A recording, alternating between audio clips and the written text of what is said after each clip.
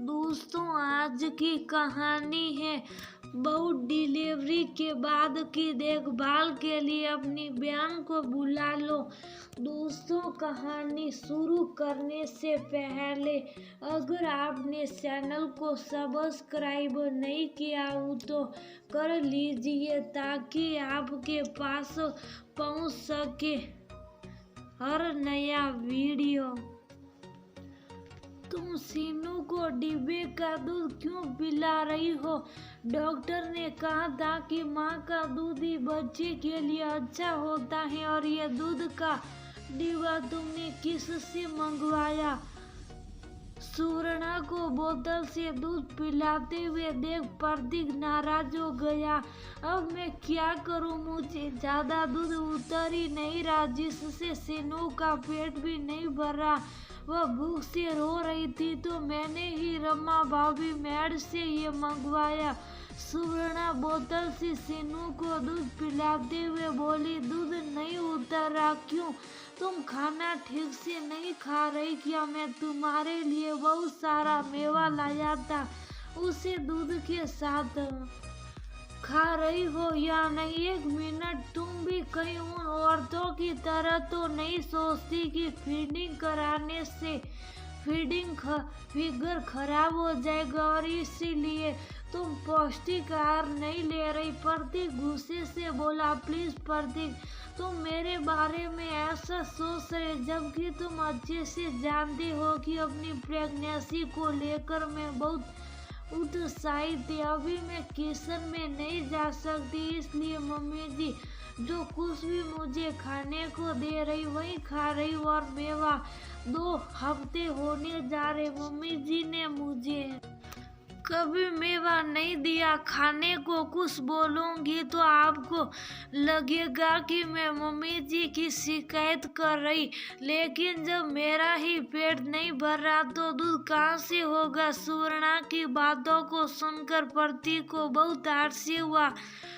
प्रतीक अपनी मम्मी स्वाति जी से बात करने के लिए उनके कमरे में गया और सुवर्णा का नाम सुन बाहर ही ठिठक गया। किसी तरह 40 दिन बीते और वह महारानी किचन संभाले। मुझसे उसकी सेवा नहीं हो पाएगी, दोनों टाइम का खाना बनाकर उसे खिला दे रही हो, वहीं एहसान समझना चाहिए। मैंने तो कहा था कि मायके से अपनी बहन को बुला लो, तुमको भी अच्छे से बनाकर खिलाती और मुझे भी परेशानी नहीं होती, लेकिन नहीं, कहने लगी बहन के पेपर होने वाले हैं, वो नहीं आ सकती। अरे कौन सा? इसकी बहन कलेक्टर का एग्जाम देने वाली है जो यहाँ आने पर पढ़ाई नहीं होती। हमारे यहाँ तो रिवाज है कि लड्डू मायके से आता है और वही खिलाया जाता है।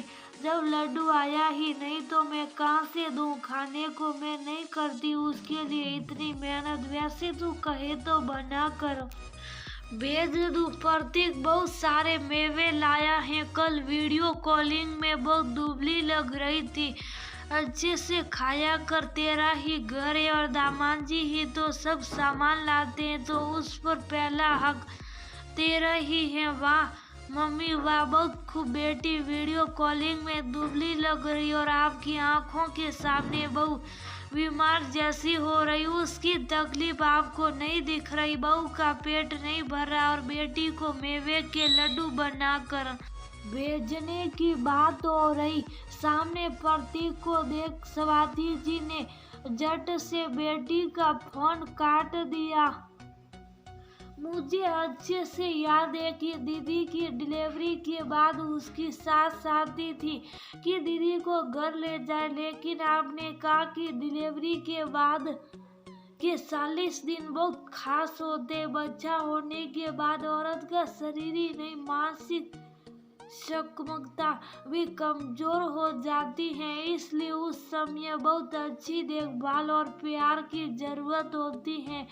मुझे लगा कि जब आप दीदी की अच्छे से देखभाल कर सकती हैं तो अपनी बहू की भी करेगी। और ये क्या आप कह रही थी कि रिवाज मायके के लड्डू, सच में मम्मी ऐसा ही होता है क्या? आपको नहीं बनाना था तो मुझे बता देती, मैं बाजार से ला देता। आज आपकी लापरवाही की वजह से सुवर्णा और सीनू दोनों ही भूखे हैं और सीनू को डिब्बे का दूध पीना पड़ रहा। आपको अपनी बहू और पोती की देखभाल नहीं करनी थी, वो भी बता देती, मैं अपनी पत्नी और बेटी की देखभाल भी कर लेता। आप हमेशा मुझसे शिकायत करती हैं कि बहू आपको अपना नहीं समझती। आज मैं कहता हूँ कि आपको वो क्यों और कैसे अपना समझेगी जब आपने ही उसमें परायों जैसा व्यवहार किया है। प्रतीक की बातों को सुनकर स्वाति जी की कर्तव्य विमूढ़ हो गई। प्रतीक किचन में गया और दूध गर्म करने लगा।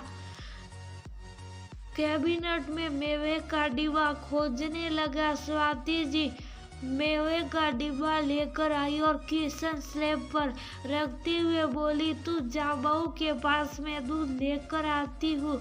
थोड़ी देर बाद स्वाति जी मेवे वाला दूध लेकर सुवर्णा के पास गई। लो बहू, दूध पी लो, मुझे माफ कर दे। वो पता नहीं मैं कैसे और कब पत्थर दिल की हो गई कि तेरी भूख और जरूरतों को नजरअंदाज करने लगी और अपनी ही पोती की गुनगहार बन बैठी। आज से नहीं, अभी से तू मुझसे हक से मांगना और अगर मैं ना दूं तो और ज्यादा हक से मांगना। जिद भी कर सकती है, तू भी मुझे माफ कर दे। अब मैं अपनी बहू और पोती का अच्छे से ख्याल रखूंगी। स्वाति जी कान पकड़कर प्रतीक से सॉरी बोलने लगी। प्रतीक ने आगे बढ़कर स्वाति को गले लगा लिया।